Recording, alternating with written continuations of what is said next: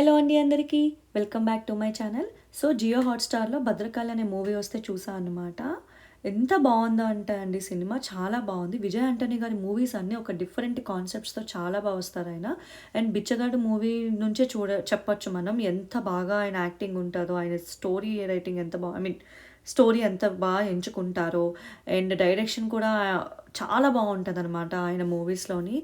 ప్రతి దాంట్లో ఒక డిఫరెంట్ కాన్సెప్ట్ ఎంచుకుంటారు. అండ్ ఈ మూవీ ప్లాట్‌కొచ్చేసరికి ఒక మీడియేటర్ కింద ఉండి గవర్నమెంట్ చేయాల్సిన పనులు సరిగ్గా చేయకుండా ఈయన హ్యాండ్‌లోకి తీసుకొని ఎట్లాగా అంటే ఈయన చేయకుండా చుట్టుపక్కల ఉన్న జనాలతో ఎట్లా చేయించారో, తెలివుంటే, బుద్ధిబలం ఉంటే ఎలా ఎదగొచ్చు అనేది ఈ సినిమా చూసి చెప్పేయొచ్చసల.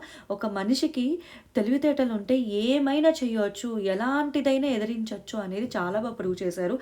గవర్నమెంట్‌లో ఎలాంటి సమస్యలొస్తాయి, వాటిని ఎలా సాల్వ్ చేశారు, సాల్వ్ చెయ్యాలి. ఎలాంటి సొల్యూషన్స్‌తో లేనప్పుడు కూడా మనం ఆలోచిస్తే ఒక మంచి సొల్యూషన్‌తో ఒక సమస్యను సాల్వ్ చేయొచ్చు అని చాలా చూపిస్తారనమాట. దట్టు ఒక ట్రైబల్ ఫ్యామిలీలో పుట్టి ఆ జర్నీ ఆయనది ఎంత చూపించాడంటే ఎండింగ్ కూడా చాలా బాగా చూపించారు. కొంచెం ఒక చోట ఆ ఎండింగ్‌లో ఒక చిన్న డాట్ వదిలేసారనమాట. ఆవిడ వైఫ్‌కి సంబంధించింది. సినిమా అయితే ఎవరిని ఎక్కడ డిసప్పాయింట్ చేయదండి.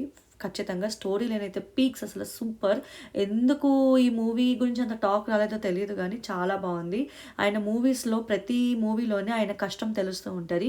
అండ్ సినిమాలో ప్లస్ వచ్చేసరికి ఆయన యాక్షన్, ఎక్స్‌ప్రెషన్ అండ్ ప్రతి ఒక్క సీన్‌కి రిలేషన్ చూపించడం, ముందుకి, వెనక్కి స్టోరీ వెళ్తున్నప్పటికీ ప్రీవియస్‌గా జరిగిన చిన్నతనానికి సంబంధించి ఇప్పుడు తిను పెద్దయ్యాక కూడా ప్రతి సిట్యుయేషన్‌కి దానికి ఎంత కనెక్ట్ చేశారని చాలా చూపిస్తారు. ఖచ్చితంగా వర్త్ వాచింగ్ అండి. Don't forget to go and watch and like, share and subscribe my channel.